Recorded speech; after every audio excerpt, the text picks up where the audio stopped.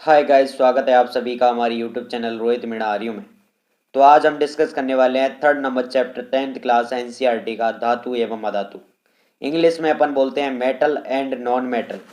तो सबसे पहले धातु की बात करेंगे, मेटल की बात करेंगे। मेटल क्या होते हैं, क्या किसे बोलते हैं। तो सामान्यतः धातुएं कैसी होती हैं, कठोर होती हैं। आपको पता ही होगा, सारी चीज़ मैंने पहले भी बता दी है ऑफलाइन तरीके से। अब आप ऑनलाइन भी देख सकते हैं।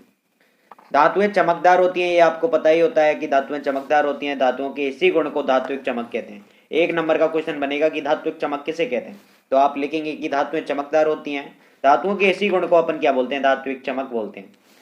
आगे देखिएगा, एल्यूमिनियम एवं लोहे जैसी धातुओं को पीट पीट कर पतली चादर के रूप में, एल्यूमिनियम एंड लोहे जैसी धातुओं को पतली चादर के रूप में पीट पीट कर बनाया जाता है। धातुओं के इसी गुण को क्या बोलते हैं, हागात वर्तनीयता बोलते हैं। दो क्वेश्चन बनते हैं यहाँ पर आपके, धात्विक चमक और आघात वर्तनीयता। वेरी वेरी इंपॉर्टेंट क्वेश्चन है, एक नंबर के। ये आपका चैप्टर 5 अंक का आने वाला है बोर्ड की परीक्षाओं में। आगे देखिएगा, आगे क्या बोलते हैं, आगे क्या बात बताई जा रही है कि धातुओं को पतले तार के रूप में खींचा जा सकता है। धातुओं को पतले तार के रूप में खींचा जा सकता है। धातुओं के इसी गुण को क्या बोलते हैं, तन्यता बोलते हैं। आपके पास तन्यता की परिभाषा पूछ सकता है, एक नंबर का क्वेश्चन। तो आप क्या लिखेंगे कि धातुओं को पतले तार के रूप में खींचा जा सकता है। तो धातुओं के इसी गुण को क्या बोलते हैं, तन्यता बोलते हैं। आपके पास एक तार है, उस तार को एक तरफ से एक खींच रहा है और दूसरी तरफ से दूसरा खींच रहा है, वो तार बड़ा हो जाएगा। बिल्कुल राइट बात है।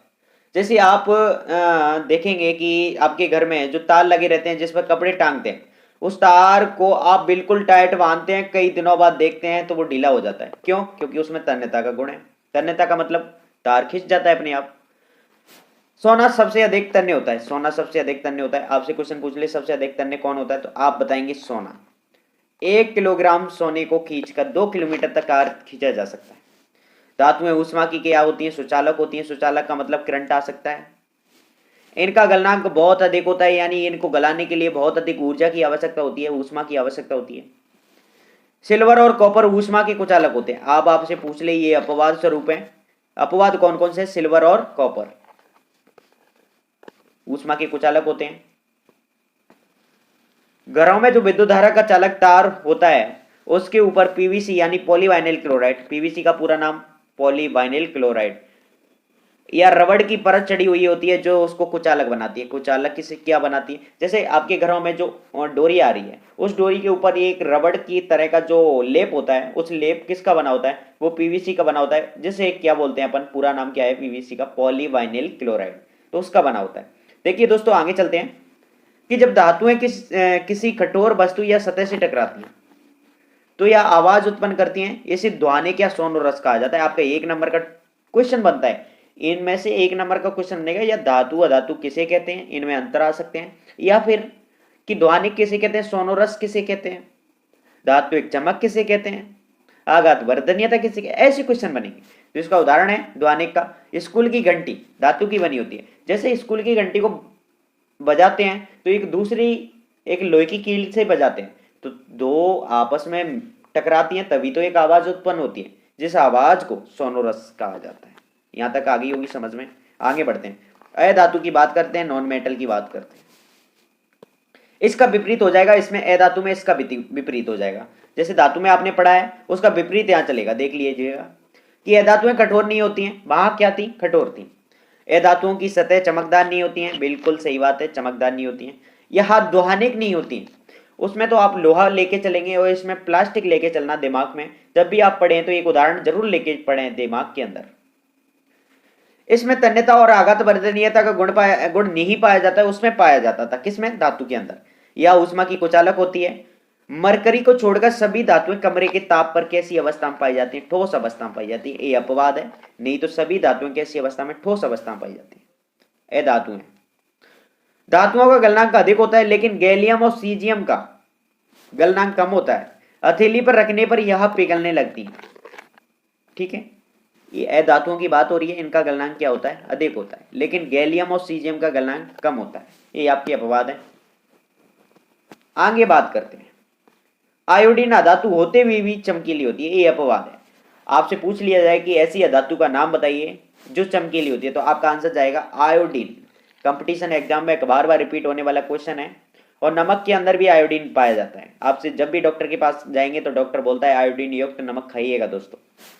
तो देखिए आगे बढ़ते हैं। कार्बन के कई अपर रूप अर्थात कार्बन कई रूपों में पाया जाता है, ये आपको बता दिया है मैंने। 4 नंबर चैप्टर में भी पढ़ेंगे इसको, कार्बन के अपर रूप। हीरा कार्बन का ही अपर रूप है जो सबसे अधिक कठोर पदार्थ होता है, जो सबसे अधिक कठोर पदार्थ होता है, ये आपको बता दिया है। इसका गलनांक और क्वथनांक सबसे अधिक होता है, ये भी मैं बताऊंगा अभी 4 नंबर चैप्टर में डिटेल से पढ़ने वाले हैं। कार्बन का एक अन्य अपर रूप कौन सा है? ग्रेफाइट। ग्रेफाइट आपको बता दूं, जो आप पेन पेंसिल लेते हैं उसके सामने जो नॉक होती है ब्लैक कलर की, वो ग्रेफाइट की होती है, उसके अंदर ग्रेफाइट उपस्थित होता है। यह भी विद्युत का क्या होता है? सुचालक होता है। लेकिन अधातु क्या होते हैं? कुचालक होते हैं। ये अपवाद है ग्रेफाइट कार्बन का अपर रूप। क्षारीय धातु लिथियम, सोडियम, पोटेशियम, इनकी इतनी मुलायम होती हैं कि इन्हें चाकू के द्वारा आसानी से काटा जा सकता है। आपसे क्वेश्चन पूछा जाएगा कि क्षारीय धातु कौन कौन सी हैं? लिथियम, सोडियम, पोटेशियम, जिन्हें आसानी से चाकू की सहायता से काटा जा सकता है। इनका गलनांक और घनत्व अपेक्षाकृत क्या होता है? कम होता है। इतनी बात ध्यान में रखनी चाहिए। आगे दोस्तों बात करते हैं। अधिकांश धातुएं ऑक्साइड प्रदान करती हैं। अधिकांश जो धातुएं ऑक्साइड प्रदान करती हैं और जल में घुलकर अम्ल बनाती हैं, वही अधिकतर धातुएं क्षार की ऑक्साइड प्रदान करती हैं। ठीक है, यहां तक कोई समस्या नहीं होगी दोस्तों। अगर समस्या फिर भी है तो आप मेरे कांटेक्ट पे कॉल कीजिएगा, आगे नंबर भी दिया है नीचे डिस्क्रिप्शन में, सोशल मीडिया की लिंक दी है, वहां भी आप कांटेक्ट कर सकते हैं। कोई भी समस्या आती है और इसकी पीडीएफ की आवश्यकता है, वो भी आप नीचे व्हाट्सएप नंबर है वहां भी कांटेक्ट मैसेज छोड़िएगा।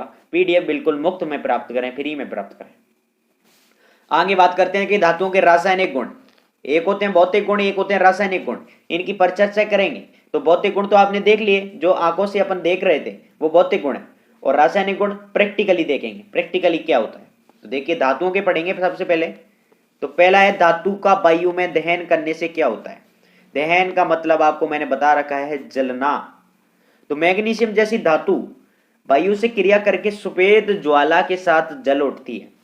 तो अपन में मैग्नीशियम का फीता आपने फर्स्ट चैप्टर में जलाया था, तो यहाँ भी वही चीज है। धातु ली और कोई चीज जलती है किसकी उपस्थिति में? कौन सी गैस की उपस्थिति में जलती है? ऑक्सीजन गैस की उपस्थिति में। कौन सी गैस की उपस्थिति में? ऑक्सीजन गैस की उपस्थिति में। क्या बनाती है? धातु ऑक्साइड बनाएगी। आपके पास क्या है? मैग्नीशियम। मैग्नीशियम का किसकी उपस्थिति में दहन कराया? ऑक्सीजन की उपस्थिति में। क्या प्राप्त हुआ? MgO, जिसे बोलते हैं मैग्नीशियम ऑक्साइड, श्वेत कलर की राख, जिसको संतुलित करेंगे, यानी अभिकारक और उत्पाद दोनों तरफ देखेंगे बराबर संख्या है, संतुलित हो जाएगी। यहाँ 2 है, यहाँ भी 2 है, बराबर देख लो। मैग्नीशियम यहाँ 2, तो ऑक्सीजन इधर भी मैग्नीशियम 2, इधर ऑक्सीजन देखो यहाँ 2, तो इधर ऑक्सीजन देखो 2। ठीक है, यहाँ तक कोई समस्या नहीं है। आगे बात करते हैं Cu+O2। Cu कॉपर का दहन करा है, तो क्या प्राप्त हुआ? Copper oxide. और क्या बोल रहा था? कॉपर ऑक्साइड, ऑक्साइड बनाते हैं। ये सारी चीज आपको बता दी गई है। आगे देखिएगा दोस्तों, कॉपर धातु वायु के साथ क्रिया करके कॉपर ऑक्साइड जो काले रंग का पदार्थ का निर्माण करती है। कैसे रंग का पदार्थ है? काले रंग का। और MgO एक सफेद रंग का। ठीक है, आगे बात करते हैं 4Al+3O2 क्या बनेगा? Al2O3। कैसे बनेगा? Al3, Al क्या होता है? एक सेकंड देखिएगा दोस्तों। Al के पास 3 पॉजिटिव और O के पास 2 नेगेटिव। ठीक है, 2 तो नीचे इसके सामने नीचे लग जाएगा और A इसके नीचे चली जाएगी, तो क्या बनेगा? Al2O3। समझ में आई? एल्यूमिनियम धातु ऑक्सीजन से क्रिया करके एल्यूमिनियम ऑक्साइड का निर्माण करती है। किसका निर्माण करती है? एल्यूमिनियम ऑक्साइड का। आगे बात करते हैं वैधर्मी oxide. Very very important topic है बोर्ड की परीक्षाओं के लिए, वेरी वेरी इंपॉर्टेंट। वैधर्मी ऑक्साइड कई बार रिपीट होने वाला क्वेश्चन है। ऐसे धातु ऑक्साइड, कौन सी ऑक्साइड? धातु ऑक्साइड की बात हो रही है, जो अम्ल और क्षार दोनों से अभिक्रिया करके किसका निर्माण करते हैं? लवण और किसका? जल का निर्माण करते हैं। क्या कहलाते हैं? वैधर्मी ऑक्साइड कहलाते हैं। क्या कहलाते हैं? वैधर्मी ऑक्साइड। ये चीज आपको आनी चाहिए दोस्तों। अभिक्रिया लिखना वेरी वेरी इंपॉर्टेंट, बहुत जरूरी है, तभी आपको पूरे नंबर मिलेंगे। तो यहाँ पर Al2O3 क्या है? धातु ऑक्साइड, एल्यूमिनियम ऑक्साइड, जिसकी अम्ल आपके पास क्या है? HCl हाइड्रोक्लोरिक अम्ल, जिससे क्रिया कराई तो क्या प्राप्त हुआ? AlCl3। Al देखो और Cl, Al किसका है? पॉजिटिव और Cl क्या है? नेगेटिव। तो आपको बता रखा है पॉजिटिव नेगेटिव के बीच आकर्षित होंगे तो ये यौगिक का निर्माण करेंगे, जो आपके सामने क्या बनाता है? AlCl3।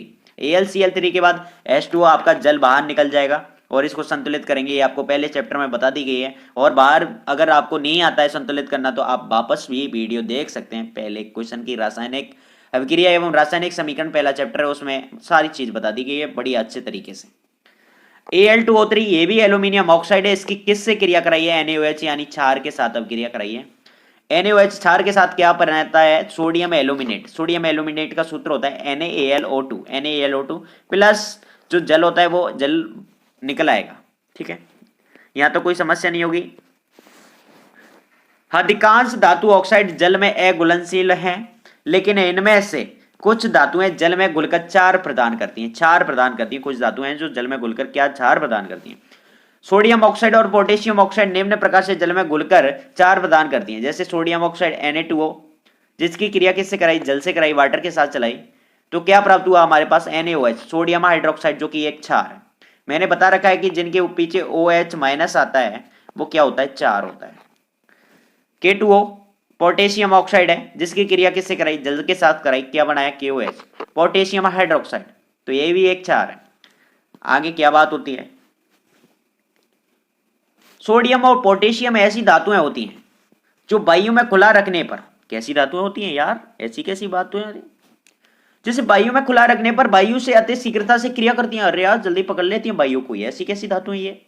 विस्फोट के साथ जल उठी हैं। अरे वाह यार, सोडियम और पोटेशियम विस्फोट के साथ जलती हैं वायु में खुला छोड़ने पर, मतलब एक्टिव हैं। जैसे क्लास में एक उग्रवादी होता है, ऐसे ही ये उग्रवादी हैं धातुओं में। इसलिए इन्हें सुरक्षित रखने के लिए एवं दहन से बचाने के लिए इसे किसके तेल में रखा जाता है? केरोसिन के तेल में। वेरी वेरी इंपॉर्टेंट बात है, इसको ध्यान में रखिएगा दोस्तों, बहुत बहुत जल्दी से क्वेश्चन आने वाला है। बोर्ड की परीक्षा में बार बार रिपीट होता है कि केरोसिन के तेल में क्यों रखा जाता है? क्योंकि ये धातुएं वायु में खुला रखने पर अति शीघ्रता से क्या करती हैं? विस्फोट के साथ जल उठती हैं। तो इसको बचाने के लिए किसके तेल में रखा जाता है? केरोसिन के तेल में रखा जाता है दोस्तों। इतनी बात आपको समझ में आनी चाहिए। आगे देखिएगा दोस्तों, मैग्नीशियम, एल्यूमिनियम, जिंक, लेड आदि धातुओं पर ऑक्साइड की पतली परत चढ़ जाती है। ऑक्साइड की यह परत इन धातुओं को पुनः ऑक्सीकरण से बचाती है। पुनः ऑक्सीकरण का मतलब है संचारित होने से क्या करती हैं? बचाती हैं। संचारित होने से क्या करती हैं? बचाती हैं। तो ये भी बहुत जरूरी है संचारण। आपने लोहे पे जंग लगना, जंग से चीजें समाप्त हो जाती हैं, तो इस पे किसकी परत चढ़ा देते हैं? धातुओं पर ऑक्साइड की परत चढ़ा देते हैं, जिससे क्या है? पुनः ऑक्सीकरण से बच जाती है। आगे आपका नेक्स्ट टॉपिक है एनोडीकरण। एनोडीकरण इसी के अंदर आने वाला टॉपिक है, ये भी इंपोर्टेंट टॉपिक है। एल्यूमिनियम पर मोटी ऑक्साइड की परत बनाने की प्रक्रिया है। वायु के संपर्क में आने पर एल्यूमिनियम पर ऑक्साइड की पतली परत का निर्माण होता है। एल्यूमिनियम ऑक्साइड की परत को मोटा करके इसे संचारण से सुरक्षित किया जा सकता है। ये चीज मैंने आपको बता दी है कि इसके ऊपर ऑक्साइड की परत चढ़ेगी तो इसका मतलब संचारण से सुरक्षा की जा रही है। दोस्तों आगे देखिएगा कि सोडियम सबसे ज्यादा क्रियाशील धातु है। सोडियम जो है सबसे ज्यादा क्रियाशील, मतलब जैसे क्लास में कोई एक व्यक्ति एक्टिव होता है, मतलब उग्रवादी होता है, हर किसी से छेड़ देता है बार बार, 5 मिनट हो गई, तो ये सबसे ज्यादा क्रियाशील धातु है, हर किसी के साथ क्रिया कर सकती है। मैग्नीशियम सोडियम की अपेक्षा कम क्रियाशील धातु होती है, लेकिन ऑक्सीजन में दहन करने में हमें जिंक, आयरन, कॉपर अभिक्रियाओं का पता नहीं चलता है। जिंक, आयरन, कॉपर की अभिक्रियाओं का पता नहीं चलता है। ठीक है, मैग्नीशियम इससे कम है, ये चीज बताई हुई है। सबसे ज्यादा क्रियाशील धातु कौन सी? सोडियम। ठीक है, यहां तक बात सोडियम और पोटेशियम। लेकिन सोडियम और पोटेशियम में भी कौन सी? सोडियम। एनोडीकरण आप पता चल गए किसके ऊपर? एल्यूमिनियम की। एल्यूमिनियम जो धातु है उसके ऊपर किसकी परत चढ़ जाती है? किसकी? ऑक्साइड की परत। क्यों? संचारण से बचाने के लिए। तो इसे क्या बोलते हैं? एनोडीकरण की अभिक्रिया बोलते हैं। आगे देखिएगा दोस्तों, सेकंड नंबर जो रासायनिक गुणधर्म है। धातुएं जब जल के साथ अभिक्रिया करती हैं तो क्या होता है? ये आपका क्वेश्चन बनता है कि जब धातुएं जल के साथ क्रिया करेंगी तो क्या बनेगा? तो धातुएं जल के साथ अभिक्रिया करके ऑक्साइड और हाइड्रोजन गैस का निर्माण करती हैं। इतना ध्यान रखिएगा दोस्तों, एक तो ऑक्साइड बनाएंगी और एक क्या बनाएंगी? हाइड्रोजन गैस का निर्माण करती हैं। अगर यह धातु ऑक्साइड जल में घुलनशील है तो आगे धातु हाइड्रोक्साइड का निर्माण करेंगी। धातु हाइड्रोक्साइड मतलब क्षार, एक क्षार का निर्माण हो सकता है। हाइड्रोक्साइड किस में आता है? क्षार में आता है। ठीक है, पोटेशियम और सोडियम जैसी धातुएं ठंडे जल के साथ तेजी से अभिक्रिया करती हैं। सोडियम व पोटेशियम हाइड्रोक्साइड का निर्माण करती हैं और साथ ही हाइड्रोजन गैस बाहर निष्कासित करती हैं। सोडियम और पोटेशियम मैंने बता रखा है सबसे ज्यादा एक्टिव धातु हैं। इन्हें किसके तेल में रखा जाता है? केरोसिन के तेल में रखा जाता है। किसके तेल में रखा जाता है? केरोसिन के तेल में रखा जाता है। ठीक है, यहां तक बात आ गई समझ। आगे देखिए, अभिक्रिया कराते हैं किसके साथ, जल के साथ, वाटर के साथ, यही बात चल रही थी। तो आपने क्या लिया, पोटेशियम। पोटेशियम की क्रिया किससे कराई, H2O के साथ। H2 के साथ मैंने बताया क्या बनेगा, धातु हाइड्रोक्साइड। तो KOH जो एक क्षार है, आपको पता है जो एक क्या है, क्षार। तो यहां तक बात समझ में आएगी। आगे देखिएगा दोस्तों, और आपको बता दिया है कि H2 क्या है, बाहर निकलेगी। सोडियम की प्रक्रिया किससे कराई है, यहां जल के साथ कराई है। तो जल के साथ कराई है तो क्या प्राप्त हुआ है, सोडियम हाइड्रोक्साइड।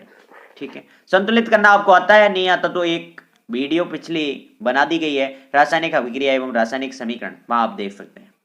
और H2 बाहर निकलेगी, आपको पहले ही बता दिया गया है, H2 बाहर निकलेगी तो निकलेगी, यानी आप लेबोरेटरी में देख सकते हो, ये प्रैक्टिकली काम होते हैं। कैल्शियम धातु की जल के साथ अभिक्रिया धीमी गति से होती है और कैल्शियम हाइड्रोक्साइड और हाइड्रोजन गैस का निर्माण होता है। ये चीज जो है धीमी गति से होगी, कैल्शियम जल के साथ धीमी गति से क्रिया करेगा तो क्या बनेगा, कैल्शियम हाइड्रोक्साइड का निर्माण करेगा और हाइड्रोजन गैस क्या करेगी, बाहर निकलेगी। H2 क्या है यहाँ पर, हाइड्रोजन गैस, और CaOH का ऑल्टो एस, इसका नाम है कैल्शियम हाइड्रोक्साइड। बच्चों, उपयुक्त अभिक्रिया में हाइड्रोजन गैस के बुलबुले कैल्शियम धातु के ऊपर चिपक जाते हैं, जिससे कैल्शियम धातु तैरने लगती है। ये भी एक क्वेश्चन बनता है कि तैरने कैसे लगती है, तो इसके बुलबुले हैं जो ऊपर चिपक जाते हैं, वैसे इतना इंपोर्टेंट नहीं है। मैग्नीशियम धातु ठंडे जल के साथ कोई अभिक्रिया नहीं करती, लेकिन गर्म जल के साथ अभिक्रिया करके मैग्नीशियम हाइड्रोक्साइड और हाइड्रोजन गैस का निर्माण करती है। यह उत्पन्न हाइड्रोजन गैस मैग्नीशियम धातु के साथ चिपक जाती है, जिससे क्या प्राप्त होता है, मैग्नीशियम धातु तैरने लगती है। ये चीज तो पहले ही बता दी गई है। आगे देखिएगा दोस्तों, आगे क्या बात है, एल्यूमिनियम, आयरन, जिंक जैसी धातुएं ना तो ठंडे और ना ही गर्म जल के साथ अभिक्रिया करती हैं, लेकिन भाप के साथ अभिक्रिया करती हैं और ऑक्साइड और हाइड्रोजन गैस का निर्माण करती हैं। कौन कौन सी धातुएं, एल्यूमिनियम, आयरन, जिंक जैसी धातुएं। तो भाप का सूत्र क्या होता है, भाप का सूत्र होता है H2O, यानी जल का जो सूत्र होता है वही भाप का सूत्र होता है, लेकिन जो भाप होती है वो गैस के रूप में होती है। यहाँ एल्यूमिनियम की क्रिया किससे कराई, भाप के साथ कराई, तो क्या प्राप्त हुआ, Al2O3.H2 हाइड्रोजन गैस। यहाँ आपने Fe लिया, आयरन लिया, आयरन की क्रिया किससे कराई, भाप के साथ कराई, तो Fe3O4 + 4H2। यहाँ तो कोई समस्या नहीं होगी।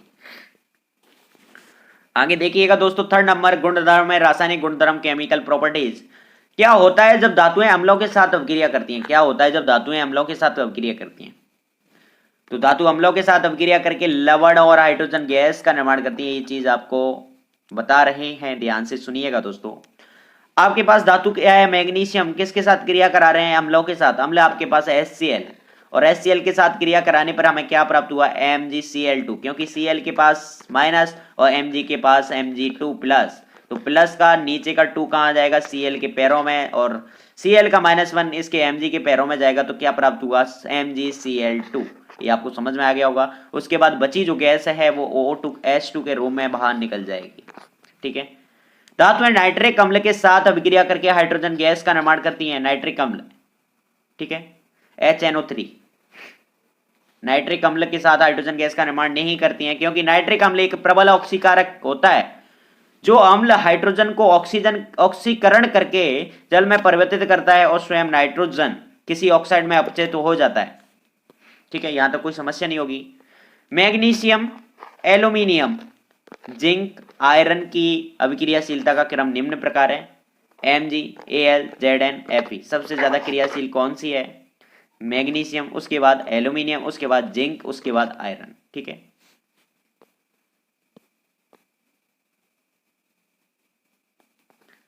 आगे देखिए, वेरी वेरी इंपोर्टेंट, हर साल रिपीट, एक साल छोड़ के एक साल रिपीट होने वाला क्वेश्चन है, अभी लगा लो, वेरी वेरी इंपोर्टेंट क्वेश्चन है।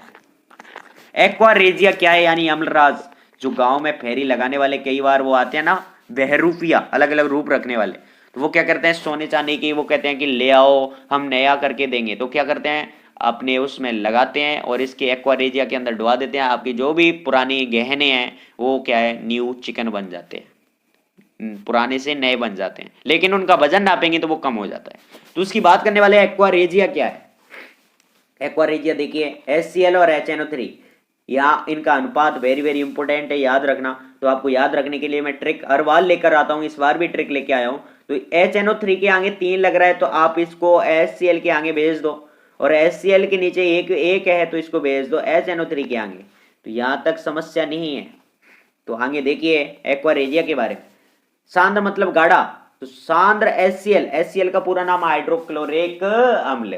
तो HCl और सांद्र HNO3 के एक निश्चित अनुपात कौन सा है? 3:1 3:1 के मिश्रण को क्या बोलते हैं? एक्वा रेजियो बोलते हैं। वेरी वेरी सिंपल परिभाषा है और इंपोर्टेंट भी है।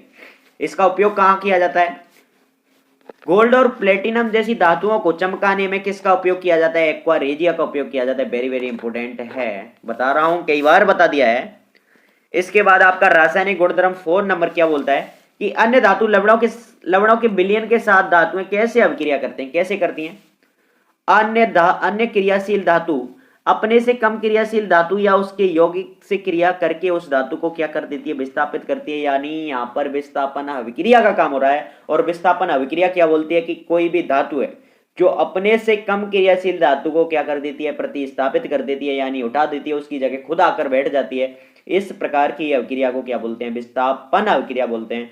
तो विस्थापित कर देती है। जैसे कि लोहे की कील को कॉपर सल्फेट के विलयन में डुबाने पर वह लोहे की कील कॉपर को विस्थापित कर देती है और स्वयं क्या बना लेती है? FeSO4 का निर्माण कर लेती है। पहले चैप्टर में ये बता दिया है, बार बार रिपीट हो गया आपका। तो Fe यहाँ आयरन किसके विलयन में डुबा रहे हैं? आयरन को। लोहे की कील का सूत्र क्या है? Fe iron. CuSO4 copper sulphate के विलयन में डुबाया तो कॉपर को प्रतिस्थापित यानी विस्थापित कौन करेगा? Fe। तो Fe ने विस्थापित किया कॉपर को, तो कॉपर को विस्थापित किया तो खुद बैठ गया Fe, तो क्या बना? FeSO4। और उसके बाद कौन सी जो धातु प्राप्त हुई? Cu copper. ठीक है, यहाँ तो कोई समस्या नहीं है। इसके बाद एक और वेरी वेरी इंपोर्टेंट आपकी श्रेणी आ गई, सक्रियता श्रेणी किसे कहते हैं? तो देखिए सक्रियता श्रेणी बिल्कुल सिंपल सी श्रेणी है। इसमें ये श्रेणी याद करना आपके लिए बेहद जरूरी है। तो सक्रियता श्रेणी की परिभाषा देखिए, सक्रियता श्रेणी वह श्रेणी है जिसमें धातुओं को उनकी क्रियाशीलता के अवरोही क्रम में यानी कि बढ़ते हुए क्रम में व्यवस्थित किया जाता है। उसे क्या बोलते हैं? अवरोही का मतलब घटता हुआ क्रम। सबसे पहले अधिक क्रियाशील धातु आएगी, उसके बाद कम, उसके बाद और कम, उसके बाद और कम। तो बढ़ते नहीं, घटते हुए क्रम में। अवरोही का मतलब घटना। तो धातुओं को उनकी क्रियाशीलता के घटते हुए क्रम में व्यवस्थित किया जाता है। उसे क्या बोलते हैं? सक्रियता श्रेणी बोलते हैं। तो सक्रियता श्रेणी को आप ध्यान से देखिएगा, इसको याद करना बेहद जरूरी है। KNaCl, MgAl, Zn, FePbH, CuHg, Ag, Au। तो सबसे अधिक क्रियाशीलता सोडियम और पोटेशियम की बता रखी है मैंने। यहां पर भी पोटेशियम की सबसे ज्यादा क्रियाशीलता है। और इन सोडियम और पोटेशियम को किसके तेल में रखा जाता है? केरोसिन के तेल में। जब भी कोई क्लास में उग्रवादी होता है तो उसे भी डंडे की जरूरत होती है और उसे उठा के अपनी क्लास से बाहर कर दिया जाता है। तो ऐसे ही उनको अलग जगह दी गई है रखने के लिए। कहाँ? केरोसिन का तेल। कौन कौन सी धातु है? सोडियम और पोटेशियम। क्यों? क्योंकि सबसे ज्यादा अधिक क्रियाशील धातु है। आगे देखिए घटती अभिक्रियाशीलता का क्रम देखो, ये चिन्ह लगाना आपको बहुत जरूरी है, बेहद जरूरी है। मैंने कई बार टेस्ट लिया, उसमें क्या है, कई लोगों ने ये चिन्ह ले लगाया नीचे से ऊपर तक। ये तीर का निशान लगाना बेहद आकर्षक है। सबसे कम क्रियाशील कौन सी है? ये U। ठीक है, आगे बात करते हैं धातु और अधातुएं कैसे अभिक्रिया करती हैं, दोनों के बीच लड़ाई कैसे होगी। धातुओं और अधातुओं की अभिक्रियाशीलता को स्पष्ट करने के लिए सोडियम और क्लोरीन तत्वों को लेकर स्पष्ट करेंगे। सोडियम क्या है आपके पास? धातु। और क्लोरीन क्या है? क्लोरीन क्या है? धातु। तो देखते हैं कैसे अभिक्रिया करेंगी। इलेक्ट्रॉन बिंदु संरचना है धातु की, तो कैसे बनी है? ये बीच अपने क्या बना है? इलेक्ट्रॉन, प्रोटॉन और न्यूट्रॉन। ठीक है, इलेक्ट्रॉन, प्रोटॉन और न्यूट्रॉन बीचों बीच हैं। नहीं, प्रोटॉन बीचों बीच हैं और इसके चारों ओर कौन चक्कर लगाते हैं? इलेक्ट्रॉन चक्कर लगाते हैं। ठीक है, इनको क्या बोलते हैं? कक्षाएं बोलते हैं। कक्षाएं। इन कक्षाओं का नाम, पहली कक्षा का नाम K कक्षा और दूसरी का नाम KL और तीसरी का नाम M कक्षा। ठीक है, इन कक्षाओं में जो इलेक्ट्रॉन भरने का क्रम है जो परमाणु क्रमांक के आधार पर भरा जाता है। जैसे कि सोडियम का परमाणु क्रमांक 11 होता है, तो सबसे K उपकोष में कितने इलेक्ट्रॉन भरे जाते हैं? 2 इलेक्ट्रॉन। तो हमने 2 भर दिए। उसके बाद आगे आने वाले में जिस 8 इलेक्ट्रॉन भरे जाते हैं, L जो कक्षा है उसमें 8, तो अपन भरेंगे, हमारे पास 11 है, 2 तो भर चुके, बच्चे कितने? 9। तो आने वाले में आपने भर दिए 9। ठीक है, 9 नहीं 8 भरेंगे और एक बचा है उसको एम कक्षा में भर देंगे। तो ये चीज आपको भरना आती होगी, 6 क्लास में सिखा दी गई है। और फिर भी नहीं आती है तो यहां मैंने भी सिखा दी है कि कक्षा में 2 इलेक्ट्रॉन परमाणु क्रमांक के आधार पर भरे जाएंगे। किसके आधार पर? परमाणु क्रमांक के आधार पर। तो क्लोरीन का कितने नंबर पे आती है? 17 नंबर पे। तो पहले में आपने 2 भर दिए, दूसरे में आपने 8 भर दिए, 8 और 2 10 बचे कितने? 7। तो अब आने वाली जो एम कक्षा है उसमें कितने भर दिए? 7। तो आपका काम अब एक चाहिए, एक कमरा खाली है, उस कमरे में कहां से आएंगे इलेक्ट्रॉन? या तो ये इलेक्ट्रॉन एक ले सकता है या 7 दे त्याग सकता है। तो ये चीज बात करने वाले हैं अपन आगे। देखिए ध्यान से देखिएगा दोस्तों, सोडियम धातु के कोष में कितने इलेक्ट्रॉन है? 2। और एल कोष में कितने? 8। और एम कोष में कितने हैं? 1 इलेक्ट्रॉन। सोडियम के ये इसके अंदर ये डायग्राम है, इसके अंदर बता दिया है मैंने। अर्थात सोडियम धातु के बाह्यतम कोष में 1 इलेक्ट्रॉन पाया जाता है। कितना इलेक्ट्रॉन बाह्यतम कोष में? 1। आगे देखिए क्लोरीन अधातु के कोष में कितने? 2। एल में 8 और एम में कितने? 7। ये अभी जानकारी करके आए हैं, पाए जाते हैं। अर्थात क्लोरीन अधातु के बाह्यतम कोष में कितने इलेक्ट्रॉन होते हैं? 7। सोडियम धातु अपने 1 इलेक्ट्रॉन को त्याग कर अपने बाह्यतम कोष में 8 इलेक्ट्रॉन रखता है। ठीक इसी प्रकार क्लोरीन धातु 1 इलेक्ट्रॉन को ग्रहण करके अपने बाह्यतम कोष में इलेक्ट्रॉन की संख्या कितनी करता है? 8 इलेक्ट्रॉन की, यानी कमरे पूरे करता है। कमरों में रहना जरूरी नहीं तो चोरी हो जाएगी, आपको पता है। और इस प्रकार से दोनों सोडियम और क्लोरीन धातु आपस में क्रिया करके किसका निर्माण करते हैं? एक यौगिक, एक साल्ट का निर्माण करते हैं, जिसे कहते हैं NaCl। एक लवण का निर्माण करते हैं जिसे NaCl बोलते हैं। तो यहाँ सोडियम और एक क्लोरीन है, तो सोडियम का परमाणु क्रमांक जो कितने पे आता है? 11 पर। तो इसका इलेक्ट्रॉनिक विन्यास कैसे लिखेंगे? 2 8 और 1। क्लोरीन का 2 8 7। इसके बाद आपका क्या बना? Na के पास क्या होता है? Na पॉजिटिव, Na प्लस, और Cl के पास क्या होता है? Cl negative. दोनों आपस में जुड़ जाएंगे, क्या बनेगा? NaCl, जिसका नाम होता है SODIUM, सोडियम क्लोराइड। क्या नाम होता है? Sodium chloride. ठीक है, आगे देखिए MgCl2। यहां देखो, यहां से एक इलेक्ट्रॉन Cl के पास जाएगा और Mg से एक इलेक्ट्रॉन Cl के पास जाएगा। जब MCl क्लोरीन के चारों ओर कितने इलेक्ट्रॉन है बाह्यतम कोष में? 7। और इसको चाहिए एक 8। तो वो किसने दे दिया? एक मैग्नीशियम ने दे दिया, जिसके पास 2 एक्स्ट्रा थे। तो एक क्लोरीन को भी दे दिया, एक मैग्नीशियम को भी एक क्लोरीन को दे दिया और दूसरे क्लोरीन को दे दिया। किसने? मैग्नीशियम ने। तो इसका अष्टक पूरा हो गया। किसका? क्लोरीन का। तो मैग्नीशियम फ्री, मैग्नीशियम को तो फ्री करने थे, अपने कमरे पूरे करने थे। ठीक है, यहां से दोनों एक्स्ट्रा इलेक्ट्रॉन किसको दान कर दिए? क्लोरीन को। तो इस प्रकार अपना क्या प्राप्त हुआ? क्या प्राप्त हुआ? क्या प्राप्त हुआ? MgCl2, जिसे अपन बोलते हैं मैग्नीशियम क्लोराइड। आगे बात करते हैं आयनिक यौगिकों के गुणधर्म, इसकी बात अपन करेंगे नेक्स्ट वीडियो के अंदर। जब तक बने रहिए लास्ट तक। कोई भी समस्या आती है कमेंट कीजिएगा दोस्तों, लगातार बने रहिए। टारगेट लेके चलिए कि साइंस में इस बार 100 में से 100 नंबर लाएंगे। और इसके साथ मैं आपके साथ तत्पर कंधे से कंधा लगाकर मेहनत करा रहा हूं और कराऊंगा भी। कोई भी समस्या हो ऑफलाइन ऑनलाइन कैसे भी तरीके से पूछ सकते हैं। Thank you so much watching for this video. Like comment share and subscribe करना ना भूलें दोस्तों। मिलते हैं नेक्स्ट वीडियो में जल्दी, तब तक बने रहिए।